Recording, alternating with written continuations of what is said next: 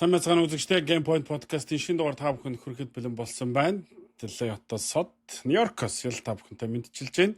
За өнөөдөр 7 дугаар сарын 1-ний өдөр одоо бол арай ч 7 сарын 2 болоог байгаа даа наа. Тийм болоог. Тэгэхээр чөлөөт агентийн эхний өдөр хаагдаг байхад магадгүй бүх цаг үеийн түүхэнд хамгийн гахалтай 7 сарын 1 NBA-ийн хувьд болсон өдөр байлаа. Учир гэвэл дэндүү хэрэгцүүлтэй байна. За, тийм учраас шууд хоёлаа яриа руу орё гэж бодож байна. Асуултаар шууд булаа явна. Яагаад Boston Celtics баг очиж одоо бүсийнхэн өрсөлдөгч rival гэдэг Philadelphia 76 багт Jaylen Brown-ыг өгчвөө.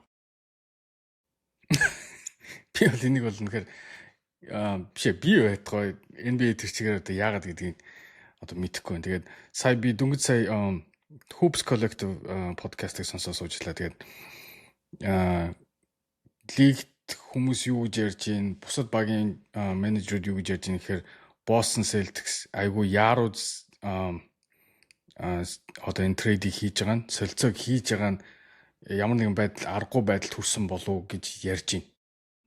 Гэж ярьж гин л та. Тэгэхээр миний хувьд ч тэгж бодож байна. Jaylen Brown-ы цалин бол 3 жил үлдсэн. Гэрээ нь 3 жил үлдсэн тий. Эргүүлээд авж байгаа Пол Жоржийн цалин дахиад 2 жил байгаа. Тэгэхээр энэ дээр цалингийн хувьд юу чинь санхүүгийн хувьд Boston Celtics одоо юу гэдэг ямар нэг юм хэмнсэн юм бол үгүй. Тэгээд ерөнхийдөө бол зүгээр Jaylen Brown-ыг Giannis-ийн солилцоонд ярьж эхлэхэд л ер нь бол ямар юм одоо хүчний цаанд болж байгаа юм болов гэсэн таамаг байсан. Тэгээд тэр л тийм л юм боллоо. Одоо яг таахад бол үнэхээр хэцүү. Яг ингээд энэ трейдийг солилцоог харах юм бол Boston Celtics бол баг зүгээр шахуу явуулсан юм шиг л харагдаж байна. Boston Celtics баг яг солилцоогоор бол Paul George-ыг 1-р тойргийн 2 эрэхтэйгээ 2-р тойргийн 2 эрэхийн хамт авсан. Paul George-ийн гэрээ бол дуусах болоогүй. Яагаад ч үгүй тийм учраас дуусж байгаа гэрээтэй тоглогч биш. Тэгэхээр ер нь бол Paul George дээр нэмэх нь 2 1-р тойргийн ирэхээр Jaylen Brown-ыг солихоор хэмжээний тоглогч гэж би л бодохгүй байна. Яагаад ч тийм хямдхан тоглогч биш. Тэгэхээр энэ солилцоог ямар нэгэн шахалтанд орж яаралтай хийсэн үү? Дээрэс нь Boston Celtics баг Jaylen Brown-ыг 4 1-р тойргийн ирэхээр солих одоо үнийг багуудад хэлээд исэн. Тэрийг нь өөх баг байгаагүй ч гэсэн энэ ч ямар улирал маргааш эхлэх гэж байгаа шүү дээ. Тийм үстэй. Ингэж яарах шалтгаан бол нүдэнд дийлэн харагдах шалтгаан бол үнэхээр байсангүй. Тэгэхээр магадгүй Jaylen Brown-ы нөхцөл байдал цаашлбал улам муудах гэдээсэн учраас энэ солилцоог ингэж яарч хийсэн болов гэж хөвдө таамаг хэлж штэ. Тийм тэгээд Jaylen Brown-ыг маш олон багуудтай ингэж ярилцсан гэж байна. Одоо энэ солилцоог тэр чинь Giannis-ын солилцоонд оруулах гэж үзээд Hugo Gonzalez-ыг асуусан гэлөө. Тэгсэн чинь Boston Celtics үгүй гэж хэлээд болсон гэсэн штэ. Тэгээд ондоо багуудаас асуугаад энэс илүү Paul George-оос илүү энэ дөрвөн ирэхээс илүү төлөх баг олдоогүй гэж бодоход бас хэцүү юм. Одоо чинь Warriors чинь Jimmy Butler-ын гэрээг өгөөд дээрэс нь 3 1-р тойрон ирэх хөөж болох л байл шүү дээ. Warriors яагаад тэгж авсангүй? Эсвэл өшөө Jaylen Brown-ыг сонирхчоо зөндөө Denver Nuggets байна. Гэх мэтлэн одоо энэ багуудын юу одоо Philadelphia-гийн энэ Paul George муу гэрээнээс илүү сонсогддог юм уу гэх юм бол одоо яг ингэ бодоход бол үгүй юм шиг санагдчихна надад л. Тэгээд Philadelphia 76 шинэ GM-тэй болсон Bob Myers одоо энэ president болсон basketball operation-ийн. Тэгээд Bob Myers-ыг үнэхээр шүтгэхээс аргаалаа. Тэгээд Paul George муу гэрээнээс баг салаад тэгээд Jaylen Brown-ыг үнэгүй авцсан юм шиг л надад харагдаж байна. Одоо жишээ нь дараа жил өөр нэгэн баг руу заяа цалингийн зайтай баг руу Paul George-ийн одоо энэ муу гэрээг дамп хийхийг хүссэн бол угаасаа л 2 юм уу 1-р тойрог өгөхөөр л сольжээж энэс сална шүү дээ энэ муу гэрээс. Тэнгүүд тэгээд дээрээс нь Jaylen Brown-ыг авна гэдэг бол энэ бол зүгээр хулгай гэхэд бол дэндүү том хулгай л болчихлоо. Мэдгүй Лукагийн трейдийг бол хүмүүс юу болчихоо гэж бас энэ баг тэр хэмжээнд л яригдахаар л трейд боллоо гэж бодчих шүү дээ. Тэгээд за нэгт тийм одоо шүү дээ. Jaylen Brown угаасаа Giannis Antetokounmpo-гийн солилцоонд нэр нь орж байгаа гэдгийг сонсоод угаасаа одоо гомдолтой байсан, багтаа сэтгэл дундуур байсан гэж. Яагаад гэх юм бол багаа тэргүүлээд номер 1 улирал тоглоод 56 хожил авсан шүү дээ. Tatum-гүй тоглоод. Тэгсэн чинь тим улирлынхын дараа Jaylen Brown-ыг солино гэж ярьж ийн гэдэг чинь тэр хүндийг үнэлээгүй байна гэдэг одоо үнэлэмжийг өөртөө авсан байхгүй. Тийм учраас би бол эргэж одоо юу гэдгийг идэхгүйгээр гомдсон том шарх авсан байсан болоо. За тэгээд тэр шарх цаашаа ингээд бүр аюул болохоос өмнө Boston Celtics-ийн солилцоо хийсэн байх гэж бодож байна. Гэтэ одоо хардаа яг солилцооны дараах Boston Celtics багийн гарааны тавтыг хараад би энэ баг яг юу зорж энэ солилцоог хийснэгээр ойлгохоо болчихлоо. Одоо Paul George, Jason Tatum, өнөөдөр Mitchell Robinson-ыг $45 сая 3 жилийн гэрээгээр авсан. За тэгээд Peyton Pritchard, Derek White. Окей. Энэ тав бол дорнод пост плей-офф тоглож магадгүй. Гэхдээ Jaylen Brown, Jason Tatum хоёр хамтдаа байхад ч энэ баг плей-оффын баг байсан. Бүр аврагын төлөө тоглохыз баг байсан чинь одоо байгаа багийг би аврагын төлөө тоглох баг гэж бол харж чадахгүй юм бэл. Тэгэхээр Jaylen Brown-ыг солиод ийм муу нөхцөл байдал руу авчиж байгаа нь Brad Stevens чи энэ үйлдлийн шилдэг менежер болсон биз дээ. Гүйлөө. Тэг санаадах юм. Тэглөө. Марцсан байна. Чиний ярьдаг одоо тэр нэг гомдон мондон гэдэг зүйл бол харин байж магадгүй. Яа тэгэхээр ямар нэгэн одоо солилцооны шуумган гэж гарангуут Бостонгоос хамгийн түрүүнд Jaylen Brown-ыг гаргаж ирдэг байхгүй.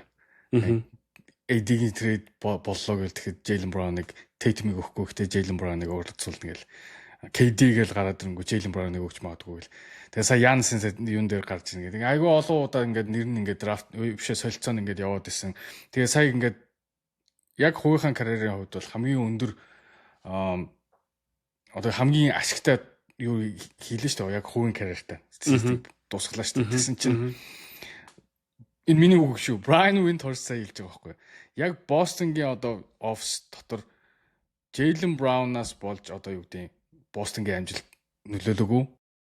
Derek White сайн тоглосон учраас өнгөрсөн үед л маш сайн байсан гэж үнэлж ийн гэж байгаа байхгүй. Тэгэхээр Jaylen Brown гүй ингэж намайг үнэлж байгаа багаас бол явъя гэж бодсон байх. Гэхдээ Jaylen Brown trade request хийгээгүй гэсэн шүү дээ.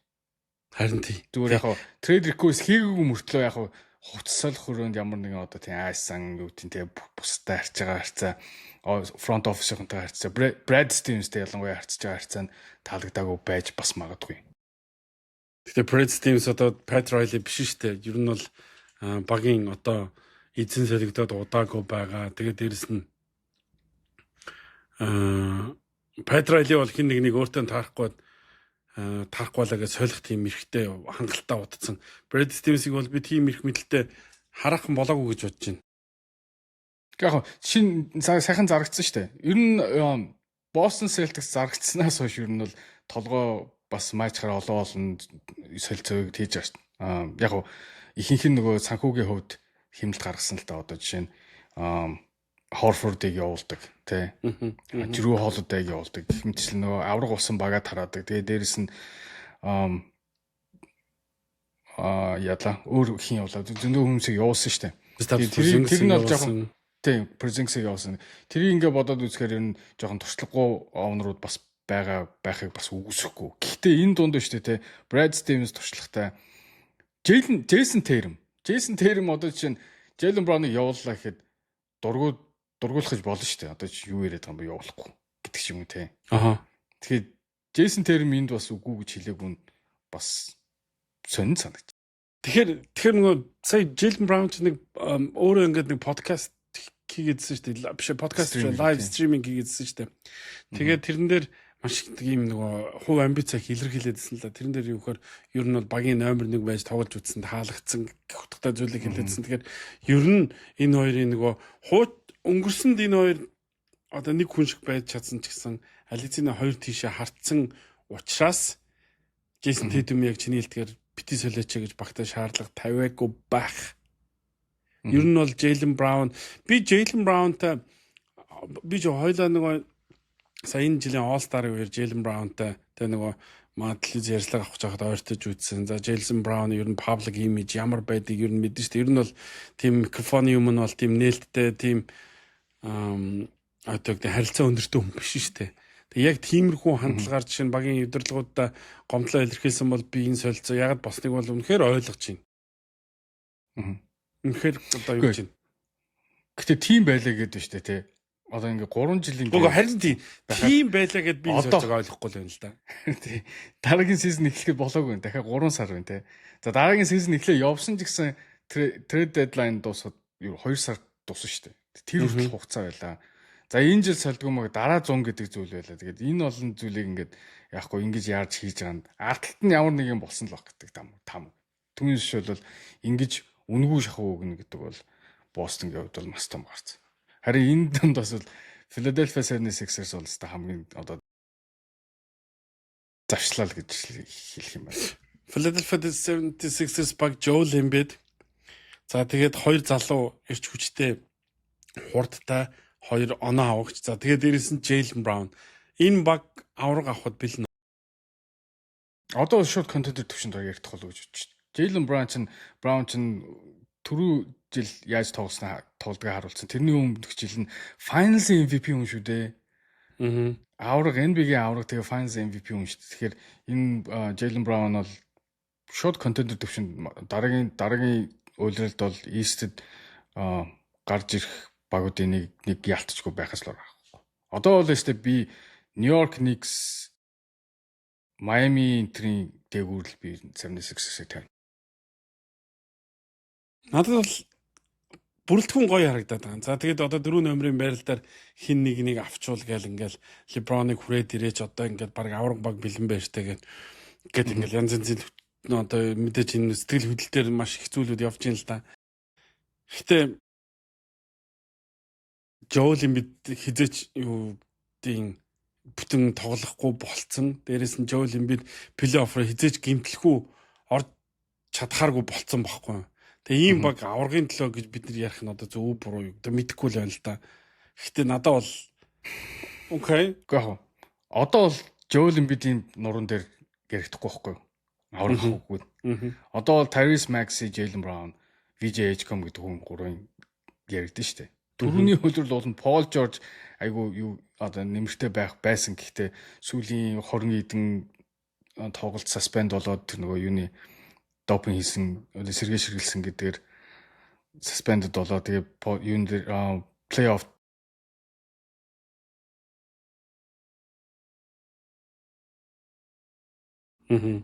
тэгээ залуу Paul George ч одоо карьер нь дуусч явж байгаа тоглогчтой. Jaylen Brown бол стил одоо юун дээр биш шүү дээ. Prime дээр биш шүү дээ. Окей. Надад 30 настай шүү дээ.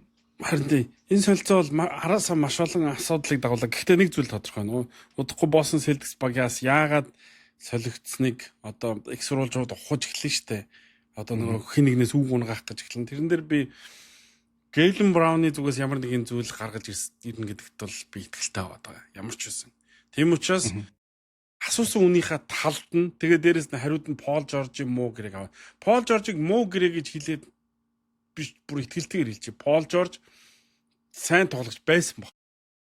Paul George-ийн сайн тоглогч байсан үе өнгөрцөн баггүй. Бид нар одоо Victor Wembanyama-гийн гэрэн үед амьдарч байгаа байхгүй.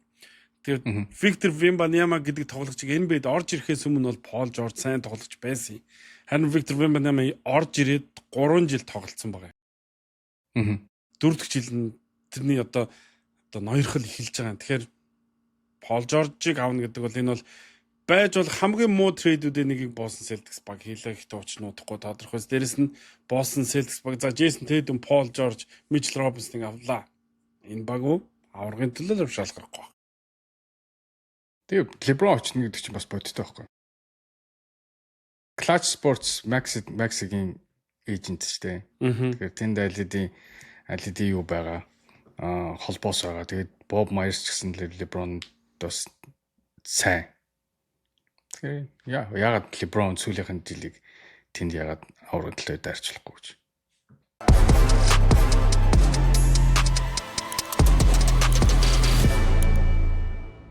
Game Point podcast үргэлжилж байна. За өнөөдөр бас нэгэн томоохон солилцоог томоохон гэж байгаа нь яг бол өгсөн үнэн том учраас томоохон гэж хэлж байгаа юм.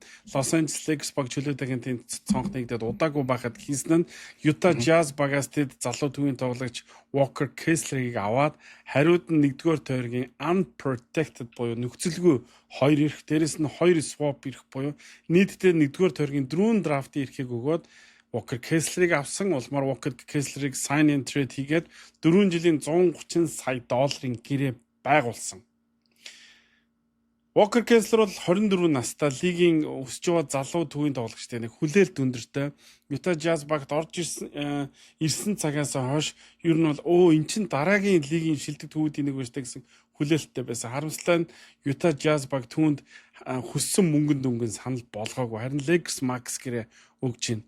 Гэхдээ өөртөө Lakers энэ солилцоог хийсэн чиний хувьд юу гэж санагдчихээн? Дээрэс нь Walker Kessler драфтын 1-р тойргийн 4 ирэх хүрэх тоглогч мөн үү?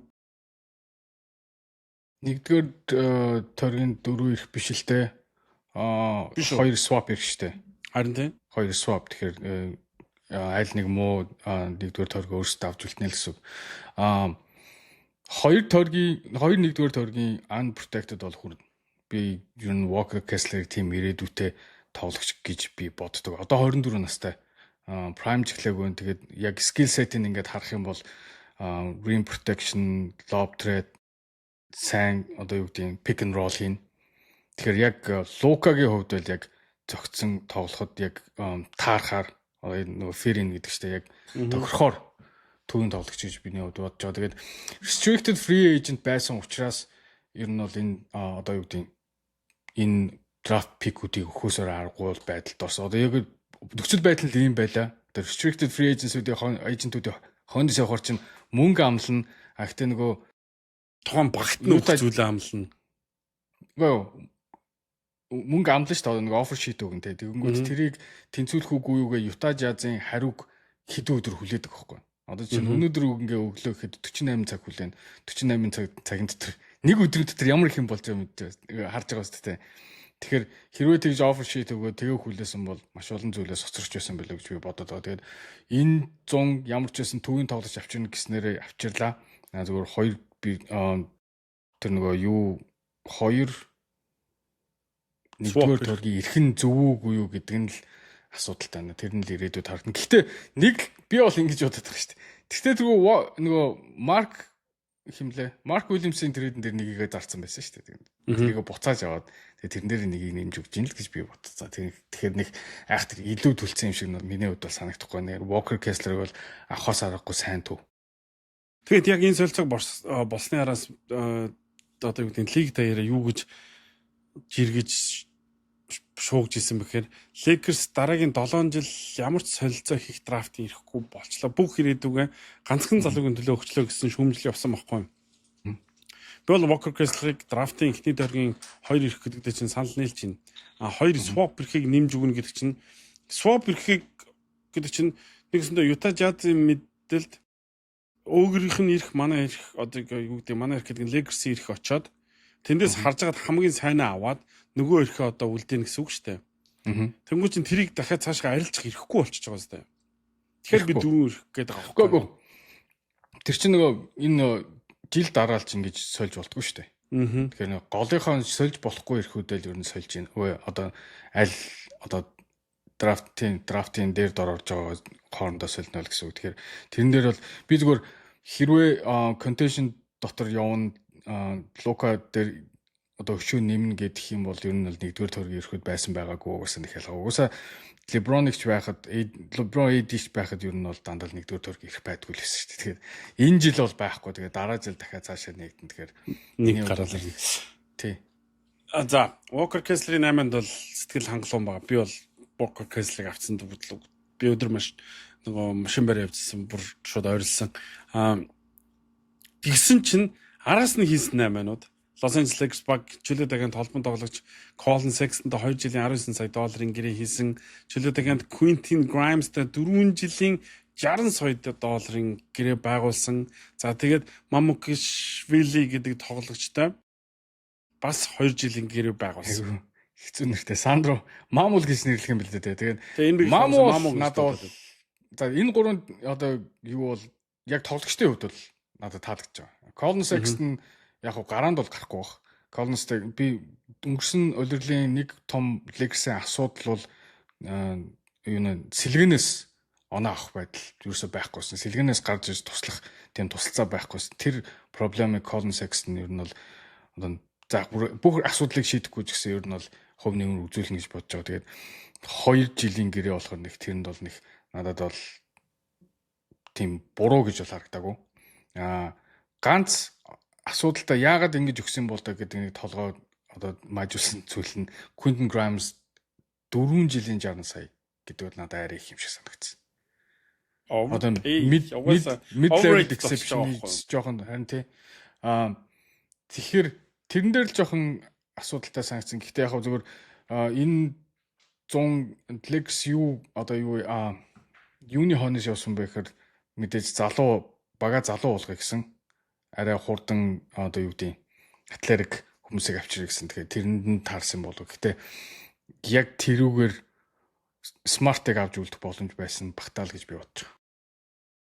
Quentin Grimes ер нь бол лигт их өндрөөр үнэлэгдээд байт юм. Би тэрийг одоо хамгаалалттай нь холбож ойлгодог. Гэтэ яг одоогийн Lakers-ийн нөхцөл байдал руу нь хамгаалагчтай дэндүүхээ байгаа байхгүй. Энэ багт юу байхгүй байгаа гэхээр SFPF уг нь байхгүй.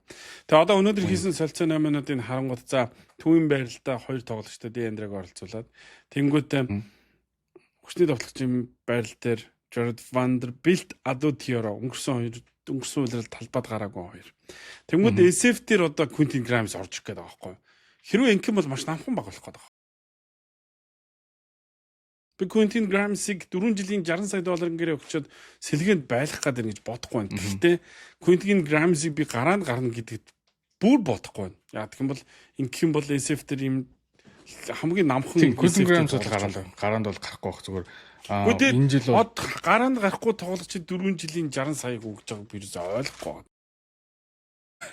The player option та. Харин тийм болохоор харин толгой биж яг юу болоод байгаа юм бол мэдэхгүй. Гэтэ ер нь бол энэ баг бол яг ингээд одоо ингээд маргааш сизон эхэлэх юм бол энэ баг бол биш шүү дээ. Энд чинь зөндөө олон нүүдэл дутуу байна гэж миний хувьд бодоод байгаа. Цалингийн цэс тулдсан. Гэхдээ тэнчэнэс одоо юу гэдэг юунд дуусж байгаа тоглогч нар байна шүү дээ. Одоо гэрээнд дуусж байгаа тоглогч нар тэдрийг оролцуулаад нэг трейд хийж болно. Дахиад нэг 2 дугаар дөрөгийг ирэх байгаа.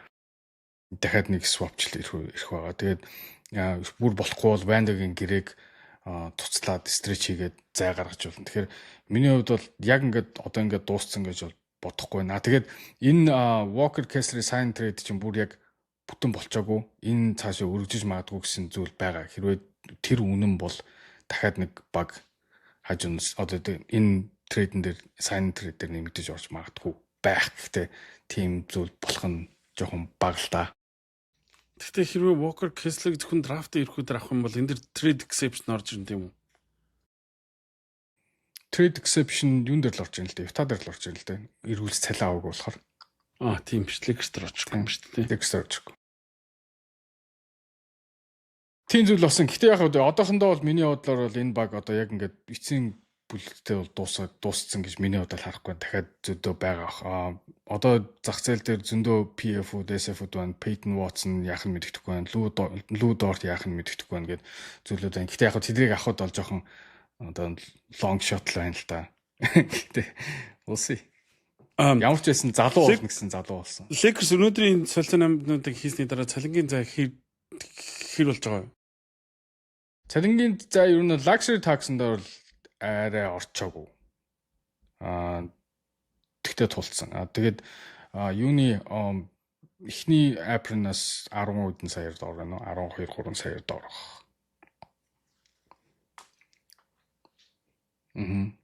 Quentin Grimes дээр нэг хэлэхэд байна шүү дээ. Энэ би зүгээр ингэж бодсон шүү. Quentin Grimes JJ Redick-тэй юу яд юм бэлээ? Бэлтгэл хийдэг гэж өөрөө ярьсан байсан. Тэгэхээр энэ JJ Redick-ийн өөрөө аавыг гэсэн тоглогч бас байж магадгүй. Тэгээд нэг сонирхолтой зүйл ярихад байна шүү дээ. Өнөөдөр Walker Kessler agent нь CAA. Тэнгүүтээ CAA-ийн бас нэг 2 тоглогч авсан. Тэр нь Quentin Grimes, Colin Sexton. Нэг менежертэй сууж гал 3 тоглогч авчиж байгаа юм тий. Oh my god. Одоо энэ дэрэс нэг асуулт байна. За Lakers цалингийн зай байгуулжээ. 12 саяын цалингийн зай үлдчихэ. 1-р апринд буюу эхний босхийг давхад. Одоо PF-ийн байрал сул байгаад байгаа. Яагаад LeBron James буцаад ирж болохгүй гэж? Яагаад LeBron James би Lakers эргэж ирэхгүй өөр баг руу явлаа гэж Lakers-т мэдгдсэн гэж? Яагаад энэ бүх драма эхэлчихв? Яагаад Lakers LeBron-тай холбогдсонгууд? Одоо өнөөдрийн Lakers-ийн бүх үйл явдлуудын араас LeBron James бүр ингээд мэдээллийн урсгалыг удирдлаа штэ. LeBron өөр баг тоглоно. LeBron бүр ахмад тоглогчийн минимум цалингаар тоглоход асуудалгүй контендер баг байвал гэж одоо нэгсэндээ өөрийнхөө төлөвлөгчөд амжуулаад үнэ зарлсны дараа баг боломжтой бүх баг холбогдлоо. Denver Nuggets, Philadelphia 76 баг, Golden State Warriors, Miami Heat, Cleveland Cavaliers бүх баг холбогдлоо штэ. Мэдээж LeBron 50 саяг биш, 20 саяг биш, 3 саяг авчна гэж байгаа юм чинь бүх баг лигийн бүх баг холбогдож үзэх нь буруу биш штэ. Яагаад ийм байдалд хүрч байгаа? Би Роман Шелбурны юу гэнсэн. Тэрэн дээр яасан бэ гэхээр Austin Reeves-ийн төлөөлөгч нартай уулзахдаа Austin Reeves-тэй уулзалтан дээр Lex амар болон одоо юу гэдэг ач холбогдол өгсөн гинэ. Тэр өрөөгөө засах нь хүртэл одоо диван дээр тавьсан дэрнүүд дээр нүртэл Austin Reeves-ээ гэсэн үгсийг бичээ зэ. Тэг чин амар details юун дээр нь ажилласан байгаа сте. Тэгэж ач холбогдол өгж тий авсан ба. Тэнгүүт LeBron James дээр юу ч яриаггүй. Ямар ч саналтай байгаагүй. Тэнгүүт мэдээж LeBron хурлна сте. Яхаараа тий энэ ингэчээд надаа ингээд ядаж юу гэдэг ядаж нэг уцтаад ярьж болно шүү дээ. Тэгээд тийм зүйл болоогүй гэдэг зүйл дээр юу яасан болоо гэж би миний бодоод байгаа. Энэ бол дургуулсан болоо гэж. Тэг яг угаасаа LeBron биш Luka Doncic-ийн гэрээний биш солилцооны дараа угаасаа Luka Doncic баг болох юм байна гэдгийг бол бид нар бол 2 жил ярьлаа шүү дээ баг. 2 сизон ярьлаа шүү дээ. Тэгээ яг зүйл энэ зүйлүүдэд утгаараа болж чинь тэгээд одоо 100% Luka-гийн баг тэгээд LeBron тэрэнд бол яг ингээд тохиролтой LeBron-ыг ингээд муу гэж байгаа юм биш. Ерөөсөө одоо юу гэдэг LeBron гайхалтай тоглогч. Goat мөн үү биш үү гэж яригддаг тоглогч. Гэтэ муу гэж байгаа юм биш. Зүгээр Luka, LeBron, Austin Reeves 3 болох юм байна гэдгийг түрүүний 2 үлрэл харсан болохоор тэгээд тийм болохоор л Luka, Austin Reeves 2-ыг Lakers сонгоод цааш явсан. Тэгээд тийм л зүйл болсон гэж бодож байна. Тэгвэл наадах чинь одоо маш тодорхой багад байгаа байхгүй. Уусаа Lakers тэгээд нөгөө тийм учраас бүр LeBron-ыг ингээд хоошоо тавиад Austin Reeves-ээс хоошоо бүр төвийн тоглогчоос авахаасаа хоошоо тавилаа шүү дээ үйл явдлынхаа ач холбогдлынхаа дарааллаар. Тийм учраас LeBron James би өнөөдөр ингээд нөгөө нэг за Lakers багт ингээд тоглохгүй гэдгээ мэдэгдээд тий цаашаа явлаа гэдэг шийдвэрийг бол ойлгож байгаа байхгүй. За угаасаа нөгөө нэг Lakers ингээд ерөөсөө нөгөө хариу өгөхгүй эсвэл яг тий LeBron ингээд нөгөө нэг ирээдүйн төлөвлөгөөнд байгаа гэдэг ямар ч мессеж өгөхгүй байсан учраас угаасаа төрүүлээд за окей би тэгвэл явлаа шүү баяртай гэд салж байгаа болоо гэж би өвдө таамаглаад байгаа. Тэнгүүд тэр нөгөө Colin Cowherd тэмлээ би сая нөгөө юу яцсан подкаст тийм сонссон. Тэгсэн чинь тэрэн дээр өгсөн байхгүй. Lakers амир ухаалаг менежмент хийчлээ гэж байгаа байхгүй. PR-ийн хувьд. Энэ чинь PR-ийн байдал явж байгаа. LeBron гэдэг маш том брэнд, NBA-д дүүцэх брэнд, тий. LeBron гэдэг одоо энэ брэндээр лигч нь 20 хэдэн жил ингээд нөгөө нүүр царайгаа хийгээ те мөнгө хусгаа явуулчлаа штэ. Тэнгүүд LeBron гэдэг хүнд ингээд нүүр буруулаа гэдэг одоо юу гэдэг LeBron-ыг кат хэлээ эсвэл LeBron-ыг одоо ингээд багасаа юу гэдэг явуулаа гэдэг юм нөгөө нэг муу нэр авахаас аварчлаа гэж өөрсдөө аварчлаа. Энэ дэр нэгсэндээ ингээд муухагаар ухаалаг байцлаа гэж байгаа. Тэнгүүд LeBron болохоор өөрийнхөө PR-ыг хамгаалаад би хайж явж байгаа юм шүү.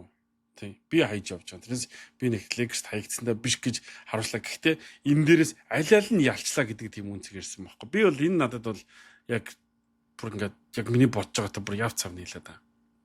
Тийм шүү дээ. Харин одоо ингээд хоёр хүн LeBron-ы legacy сая яг ийм LeBron ингээд нөгөө мэдээлэл гарсны дараа ESPN-ий хийж суугаад ярьж байгаа хгүй.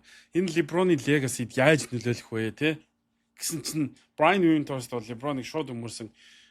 Оцсон баг болгоно авраг болгоцсон. Тэ ийм амжилт үзүүлсэн хүний легасиг одоо легасид нь гинтл өчрүүлнэ гэж юугаа яриад байгаа юм бэ гэдэг бас Brian Windhorst өмөрсөн л да. Гэтэ ийм хилцүүлэг шууд өрнсөн байхгүй энэ үйл явдлын араас. Чиний талаар юу гэж бодож байна? Тэг яг л би Brian Windhorst адилхан л байна. Угсаа энэ нэг ингээл LeBron-ы legacy болоод байгаа даашин. Гэтэ зүгээр одоо ямар үйлдэл хийхээ гэдэг нь харин legacy-д нөлөөлж магадгүй. Одоо чинь ингэж харж агаад Golden State Warriors-д очвол яг уу Denver Nuggets дээр очвол яг уу Denver Nuggets Lakers хоёр чинь бас хэсэг хугацаанд rival юм шиг байлаа шүү дээ. Тэгээд Curry-тэй бас rival байсан. Тэгээд тэдэртэйгээ буцаад нийлүүл хүмүүс яаж медиа жишээ нь яаж тэрийг спин хийх үү те.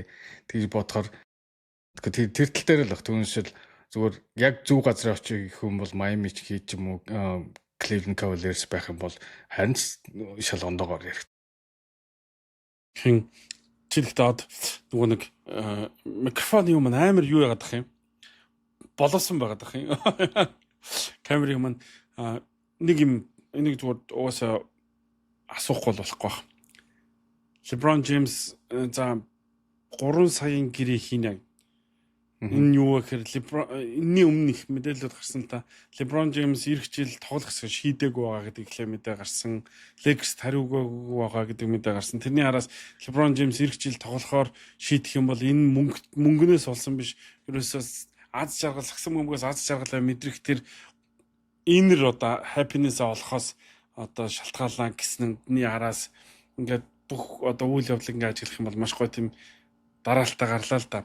Гэхдээ 3 сая доллараар карьерийн төгсгөлийн жил тоглосон тоглогч Майкл Жордантай өрсөлдөх, яригдах тэр хэмжээний нөгөө GOAT-ийн ярианд LeBron James-ийн 3 сая тоглох шийдвэр ямар хэмжээний цохилт учруулах бол би бол LeBron-ыг үгүйсгдэг бүх цаг үеийн энэ шилдэгүүдийн өрсөлдөөнд яригдгүй үргэлж Майкл Жорданы доор гэж хэлдэг хүмүүс хамгийн наазах нь Майкл Жордан хизээч ахмад тоглож хэмдэг хэрэгээр тоглоогүй байхгүй гэл эхлэх тийм бас нэг юу өгч байгаа юм болов л гэж бодож байна. Яа тийм амны банд орон талтаа үгүйсэн. Тэгээд за ямар нэг юм газар очиод авраг авъя. Тэгээд тэнгүүд Жордан явж байгаа хүний газраас 6-ыг авсан штэ гэдэг хэмтсэн. Тэгэл яриа нь бол гарна л та. Яа тэгэхээр зүгээр LeBron өөрийнхөө хувьд за би юм амжилт үзүүллээ гэд яа тэгээд public яаж хүлээж авах хоёр л ондоолох зүгээр. Застэ хэлж мэдэхгүй юм аа. Би одоо үнэхээр асуусан чи яаж хариулах нь мэдэхгүй. Гэхдээ тэр бол өстой хүн болгоны харах нь зөв ондоолох. Тийм л дэмждэг хүмүүсийг өөрөөр харах, шүүмжилдэг хүмүүсийг өөрөөр харах. Гэхдээ би хоёулаа нэг ярьж байсан энэ үйлрлийн подкастээр LeBron James ийм нөхцөл байдалд орох буюу тоглосон баг нь те 8 жил тоглосон баг нь ингээд хойшоо тавиад байх те тэгээд ингээд нэг чөлөө тагиад болцсон ч огт холбогдохгүй байх. Дээрээс нь ингээд ахмад тоглогчийн хэмд гэрээгээр чамаагүй тоглоно гэдгээ зарлаад байх хэмжээний төгсгөлтэй байх тоглогч биш байхгүй юм. Тийм тоглогч биш билсэн шүү дээ. Энэ уулын өндөр би LeBron ийм төгсгөл хүсэхгүй байгаа учраас LeBron-ыг энэ үйлрэл зодог тайлхаа зарлаад үүдэлтэй үйлрэлээ хийчихээсэ гээд байгаамаа гэдгээ тайлбарлажсэн мэдээж надад санал нийлсэн ч хүмүүс байсан, санал нийлээгүй ч хүмүүс байсан л та. Гэхдээ би зүгээр харамсалтай муугаар хэлэхэд энэ төгсгөлийг хараадсэн л байхгүй. Тэгээ би бол LeBron James ийм төгсгөл өгсөөгүй харин ч бүр ингээд сүрдүүлэнтэйгээр үүдэлтэй үйлрлээ гоёор хийгээд дууссан бол саяны үйлрэл төгс тохирох үйлрлээ. Тэд Lakers аврагын төлөө хол өссөн шүү дээ аврагаас. Тийм бахад LeBron-ы үүдэлтэй үйлрэл болгож болох үзлээс нэгэ дахиад нэг үйлрэл одоо ирэх үйлрэл нөгөө баримтат кино хийн гэж байгаа. Баримтат киногоо ирэх үйлрэл ингээд төлөвлөсөн байгаа маа л да. Үүдэлтэй үйлрэл. Баримтат кино юм уу эсвэл тэр зүгээр нөгөө юм reality show шиг юм уу? Нөгөө Kardashian гэдэг шиг тийм байж магадгүй шилжсэн олон эпизодтэй. Тийм. Тийм байж магадгүй юм шиг лээ. Тэгээд яг ямар ч байсан төгсгөлтэй бол бэлтжил байгаа юм шиг лээ. Гэхдээ ямар багт очихоо шийдэх болоогүй ер нь бол тэрэнд яахгүй гэсэн ш. Тэгэхээр ер нь бид нар улирал эхлэхэд LeBron-ыг бас нэг багт байна гэдэгт бол бас эргэлзэл юм бэл. Ингэж хэлдэг. За нэг энэ одоо сэдв нэг үгээр ач. Майкл Жорданыг энэ нөгөө эргэж ирээд Вашингтон Уизарс тоглосон бол дэмигийн дэмий үйлдэл байсан гэдэг гэж харах хүмүүс зөндөө байдаг. Майкл Жорданыг дахиад нэг жилч болов сагсан бөмбөгийн талбайд харалж байгаа да баярлж байгаа хүмүүс ч байсан. Мэдээж юм хоёр талтай. Яг тэр шиг LeBron James-ийн эрх хөлрөл тоглосон шийдвэр магадгүй эрх хөлрөл тоглоод дуусныхын дараа деми зүйл байсан эсвэл үнэхээр зөв зүйл хийсэн байсан эсэхийг харах баг. Гэхдээ одоогор бол дем яг Майкл Жордан Wizards эргэж ирсэнтэй адилхан л деми зүйл болох гэдэг миний хувьд. Тэр бол ямар үр дүн гарахаас. Тийм ямар үр дүн авраг авчих яг өнөөдөр хэлвэл. Тийм ээ.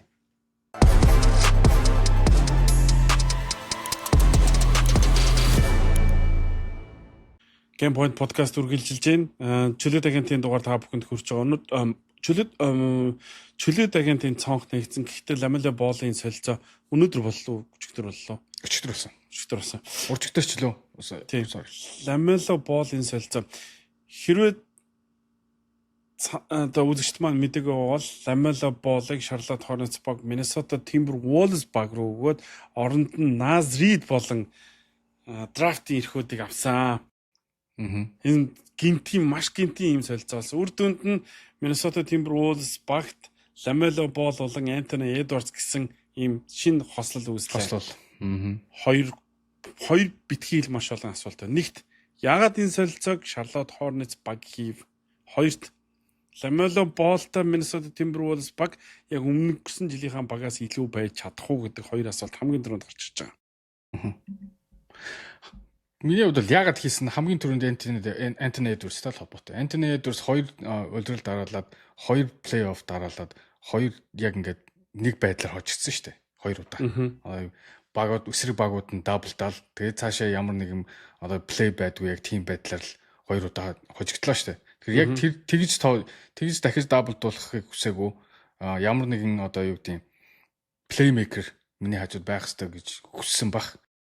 Юунаас одоо front office-аас тэр хүслийн биелүүлэхэд Lamelo Ball яг тохирох юм байна гэж бодсон баг. Тэгээд Naz Reid-ийг өгөөд тгий солино гэдэг бол Lamelo Ball-ыг тэр хэмжээнд л үнэлж байна л гэсэн үг л да. Үнэхээр хүссэн байна л гэж миний бодоод байна. 6 өдрийн өмнө болсон солилцоо шүү дээ. Тийм. Одоо би л мэдгүй цаг хугацааны юу орон баримж бол алдагдаад шүү. Minnesota Timberwolves баг Lamelo Ball, Josh Green-ийг аваад за тэгээд Naz Reid 2033 оны 1-р төргийн нөхцөлгөө ирэх. За тэгээд 28-29-30 оны swap ирэх. 2-р төргийн 29-32-33 оны ирэхээ өгсөн. Нэгсэндээ 4 ирэх 3 swap ирэх. Энэ бол маш өндөр үн баггүй. Гэхдээ шүү дээ Charlotte Hornets баг өнгөрсөн жил чинь саяны үеэр чинь плей-оффд оронгоо алдаад маш гоё тийм залуу сайт тийм үлрэлийг өнгөрүүлсэний дараа яагаад Lamelo Ball-ыг сольж юу? Чи болохоор Anthony Edwards бол за окей, Minnesota Timberwolves багийн солилцоог яагаад би хийснийг бол ойлголоо. Ойлгож байна. Тэд нугасаа дахиад нэг playmaker хэрэгтэй байсан гэдэг нь хангалттай харагдсан шүү дээ. Харин яагаад Charlotte Hornets-ийн солилцоо гэж юу? Lamelo Ball-ыг сольж магадгүй гэдэг чинь аль төрний удирлаас эхэлж яригдаж эхэлсэн шүү дээ. Ер нь сольж магадгүй. Тэгээд ер нь бол Curry-гэр солил яа юм гэдэг ер нь яриануд эхлээд байна. Тэгэхээр би Charlotte Hornets-ийн удирдлагууд Lamelo Ball-ыг одоо яг ингээд number 1 энэ багийг цаашаа аваад лид хийгээтэй лидер болоод авч явахад хангалтгүй гэж үзсэн баг. Тэгээд одоо Conk Nipple өөр юм байна. Brandon Miller хоёр дээр энэ бага босгоно гэдэг шийдвэрл гаргачвал гэж бодож байна. Тэгээд энэ удирдал энэ off season-ээр хамгийн идэвхтэй байгаа багуудын нэг Charlotte Hornets шүү дээ. Сая Miles Bridges-ийг явууллаа тий. Тэгээд маш олон одоо нөгөө trade exception-тэй гаргаж ирсэн. Ер нь ингээ хараад хад бол маш сайн трейдүүдийг хийчлээ гэж миний хувьд бодоод байгаа шүү дээ. Hornets. Тий. Хойлоо энэ үйл Charlotte Hornets баг одоо энэ зам юу их хэвээр гэсэн чинь чи Miles Bridges-ийг явуулах хэвээр би Lamelo Ball-ыг явуулах хэрэгтэй гэжсэн. Тэгсэн чинь тэр хоёрыг хоёулангийн явуулчлаа л да. Тэгэхээр хоёлаа буруу биш хоёр талаас зөвлөсдөг гэсэн юм байна. Гэхдээ яад явуулч нэхэр окей энэ баг шууд Brandon Miller, Conk Nipple гэдэг хоёр лидертэй болчлоо гэж өөрсдөө харсан гэж ойлгоод байгаа юм би хувьдаа. Тэгээд за энэ хоёр дугуйсаа манай багийн ирээдүйд юм учраас Lamelo Ball-ын өндөр гэрээнээс салах нь бол зүгээр нэг төрлийн зорилго болсон чинь тэндээс Minnesota Timberwolves баг маш өндөр үн санал болгоо ороод ирсэн. Lamelo Ball хамгаалтанд маш тарав. Ер нь бол хамгаалдаггүй. Байршилсан хамгаалтан дээр тим сайныг би бол үнэхээр мэдэхгүй байна. Хоёрт Lamelo Ball-ын эрүүл мэндийн асуудал. Ах トゥ боолууд энэ бид орж ирсэн цагаас хойш бүтэн 82 тоглолтын тоглосон нэг ч үлрэл байхгүй. Би ах トゥ боолууд гэж байгаа шүү зөвхөн Lamelo Ball биш. Ирэх үлрэлт гэсэн чинь Ламела бол ирэх үлрэлийн талыг нь өнжөөд Энтони Эдвардс дээр ачаал өгөөд дээрэс нь эн чинь юу болчихж байгаа шүү дээ. Жулиус Рандлиг явуулчихж байгаа. Тэ? Назридыг явуулчихж байгаа.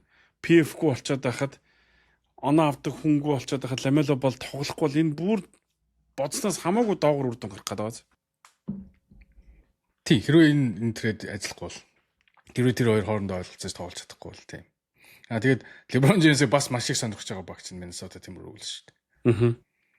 Тэгэхээр LeBron James хэрвээ Timberwolves ирвэл яг хаа дараагийн төвшөнд аваач магадгүй. Гэхдээ яг одоо West-ийн өрсөлдөөнийг харахад одоо тэгээд East-д бас гарч байгаа бүрж байгаа багуудыг харахад бол LeBron James Timberwolves руу нэх явах шаардлага байхгүй юм шиг харагдаж байна. Тэгээд Anthony Edwards энэ олон одоо жил ингээд фейлдэд явах юм бол Minnesota Timberwolves-аас яваа гэж яригдаж магадгүй л. Харин тийм учраас энэ бол миний харж байгаагаар маш эрсдэлтэй солилцоо болсон.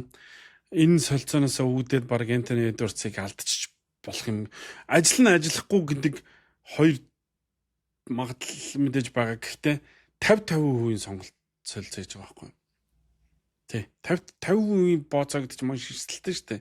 Альва нэг юм чинь за энэ хоёр ингэж хамтдаа тоглодог доо эсвэл энэ ингээд нийлчих юм да. Тэгээд нэг 60-аас 70% итгэл дээр бол Anthony Edwards-ыг алдахгүй гэсэн 8 хийж болно шүү дээ. Тэгэхээр энэ бол маш эрсдэлтэй зүйлийг л би хийчлээ л гэж хувьдаа дүгнэхээр байгаа юм. Тийм тэгээд Nazrid-ыг бас явуулдаг нь бас ер нь бол юуны хувьд том гарч шүү. Сэлгэний маш сайн тоглож алдчих шүү дээ. Тэгээ оронд нь аяд сумул амала боол хоёр гэхэр чинь. Яа, сайжирсан гэхэд бас хэцүү.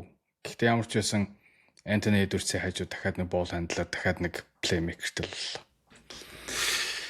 За мэдээж дараагийн нэг солилцоо бол Kawhi Leonard Toronto Raptors баг руугаа буутсан. Kawhi Leonard солилцоонд орох уугүй юу? Багийн эзэн Steve Ballmer Kawhi-г явуулах уугүй юу гэдгээ шийдэн ядан байжгаад юу гэсэн бэ гэхээр Toronto Raptors баг руу буцаасан ганцхан шалтгаан. Тэрний юу гэхээр Kawhi Leonard би Торонто руу очих юм бол гэрээгээ сунгана гэж хэлсэн. Торонто юм уу Spurs? Бас Spurs. Тий. Миний хувьд бол мэдгүй энэ Торонточ байна уу, Spurs байна уу? Ер нь бол нэг юу байхгүй болов гэж би зүгээр энийг зүгээр хардаад байгаа. Aspiration гэдэг компани одоо зүйлтэй холбоотой одоо Clippers-ийн тэр бодлоо одоо дуусгаж байгаа. Одоо NBA шийдвэрээ гаргах гэж байгаа. Зүгээр тэрнээс өмнө амар бол одоо хэрвээ тэрэн дээр Clippers буруудах юм бол Kawhi-ийн гэрээг цуцлах. Тэгээд дээрэс нь сая авсан одоо нэгдүгээр төргийн эрхийг яах вэ? Эсвэл цаашдын ирээдүйн эрхийг яах вэ гэдэг амар олон том одоо толгой эргүүлсэн шийдвэр хэцүү шийдвэрүүд NBA гаргахаасаа зайлсхийгээл ер нь бол наадхаас солио гэж шахсан болов уу гэж миний хувьд бодож байна. Тэгээд яагаад Торонто руу явуулдаг? Clippers чинь Торонтогоос одоо булааж авсан шүү дээ. Санаж байгаа сте. Өөрөө дэлж юм бол тийм. Тэгэхээр ер нь бол тэр зүйлийг буцаа байнд нь тавьж одоо засч яана уу гэж миний хувьд хараад байгаа шүү. Тэгээд Clippers-ийн хувьд бол энэ бол сайн үйл. Clippers одоо дахиад rebuild рүү орж байна. Тэгээд бас хоос явуулсангүй шүү дээ. Хоос явуулсангүй оронд нь зөндөө asset-үүд авлаа. Тэгэхээр одоо яг ингээд залуу баг дээр цаашаа босгоод явсан тэр. Угсаа Clippers одоо Kawhi дээр баг ингээд босгоод явуулна гэх юм бол дахиж аврагын төлөө дайрна гэсэн ойлголт бол байхгүй л гэж бодож байна. Ямар ч үсэн Toronto Raptors баг руугаа буцсан. Энэ үйл явдлаас ийм төлөөд агентийн цонхны өдөр ийм олон үйл явдлууд, ийм том одод нэгэн зэрэг хөдөлж ирсэн бол би яг үүндээ санахгүй. Бүр 7 сарын 1-ний өдөр. Төгсөлт нь би бол ингэж бодоод байна. San Antonio Spurs баг сая NBA-гийн финал чалгарсан. Авраг авахд тэдэнд юу дутсан бэ гэхээр PF-ийн байралд ганцхан тоглогч дутсан байхгүй. Тэр нь 3-аас шиддэг, орвол орчдөг, дамжуулвал дамжуулцдаг, дайрвал дайрчдаг. Тэгээд туршлагатай ер нь олон тал тоглогч хэрэгтэй байсан байхгүй. Яг л тийм тоглогч дутагдсан. San Antonio Spurs баг өнөөдөр тэр тоглогчоо би авчуу гэж хараад байна. Tobias Harrison Barnes-тай гэрээ хийхэд бол надад бол нэг сонин санагдаад байгаа юм да. Одоо яаж яхад Tobias Harris 15 сая, Harrison Barnes 8 сая. Гол нь De'Aaron Fox-ыг солихгүй гэж байгаа шүү дээ. Тэгээ De'Aaron Fox-ын гэрээ чинь 49 53 57 гэж цаашаа явна. Тэгжээтэл Victor Wembanyama-гийн гэрээ ороод ирэх байхгүй юу? Тэгэхээр хитрхи удаан энэ дээр ингээд солилцоогоо одоо юу гэдэг дутуугаа гэлс нөхөж одоо яг аврагын төгдлөө дайрахгүй бол бас санхүүгийн асуудал айгүй хурдан орохоор болчиход шүү дээ. Харин тийм байхгүй. Тэдэнд авраг авахд ганцхан хуруу татсан байхгүй. Ганцхан хуруу. Тэр ганц хуруу нь би тийм том хуруу жижигхэн хуруу байсан гэж хэлэх гээд байгаа байхгүй. Тэр жижигхэн хуруу өнөөдөр би авчлаа л гэж хараад. Мэдгүй Tobias Harris би бол тэгж өндөр үнэлэхгүй байна. Миний хувьд бол яг юунд хэрэгтэй байсан, Spurs хэрэгтэй байсан тоглогч юу гэдэг л би бол сайн мэдэхгүй. Tobias Harris чи яг ингээд плей-оффт бол нэг тийм айхтар сайн тоглоод байгаа юм шиг байна. Би зүгээр харин зүгээр плей-оффт бол алга болчиход байна. Тэрнээс уг нь үнийг хэлээд байна шүү дээ. Tobias Harris-ийн оронд жинхнээсээ LeBron James байсан бол дараагийн түвшинд навчна. Тэгвэл аврагтай. Яг аврагсан байхгүй. Би тэгээд LeBron санал тавихаас өмнө эсвэл мэдгүй санал тавьсан ч гэж магадгүй л дээ. Rich Paul ч баг хамаг л контентер багуудтай ярьж нэгсэн шүү. Тэгээд 10 хэдэн багуудаас Spurs байсан байж магадгүй. Гэхдээ ягаад тохиролцоонд хүрч чадаагүй гайхмаар л. Тэгээд Rui Hachimura-г бас яаж яасан авахгүй ч хөөцөлдөж исэн Spurs. Тэгээд тэр бас тохиронд хүрээгүй нь бас гайхалтай. Rui Hachimura чинь плей-офф айгүй өндөр хамгийн өндөр хувьтай шийдсэн рекорд тогтоосон шүү түрүүний үлрэл. Маш сайн тоглож байсан. Тэгээд Tobias Harris-ыг илүүд үтсэн, Rui Hachimura-с илүүд үтсэн 34 настай тоглогчид гэж авч ийн гэдэг бол надаа жоохон буруу юм хийцэн байж магадгүй юм шиг санагдсан. Би бол яг шүү дээ. Яг энэ нөхцөл Spurs-ийн менежер байсан бол Tobias Harris, мэдээж LeBron James байсан бол би LeBron James-ыг нэг цонгоно. Tobias Harris уу, Rui Hachimura юу гэх юм бол би эргэлзээ байхгүйгээр 1 секунд ч бодохгүйгээр би Tobias Harris-ыг авах байсан. Яг энэ Rui Tobias Harris гэдэг хоёр сонголттой байсан бол. Kelly Oubre бас байсан шүү. За наад гураас чинь би эргэлзэхгүйгээр Tobias Harris-ыг сонгох юм байна. Өөр санал болгох Kelly Oubre бол арай хасал арай өндөр тэгээд арай юу хамгаалтнаар айгу Tobias Harris-ыг бол хамгийн сайн туслах юм шиг санагдчих. Тэгээд Tobias Harris-ийн үүрэг чинь бүр хоших шүү дээ. Одоо эхлээд Castle, Wemby, Castle. Харин тийм учраас эдний хойноос ингэж явж тэр нэг үүрэг, жижигхэн үүргийн Tobias Harris бол агтцсан сайн тоглолтыг үзүүлнэ гэдэгт бол тэрэн дээр оноо хэрэггүй ш гол нь hustle play хэрэгтэй байхгүй. Тэрэн дээр яг тийм hustle play Tobias Harris хийж чадах уу? Гэхдээ тэгтээ сая оноо явахгүйгүй Tobias Harris би бол одоо тэр үед явуулж чад.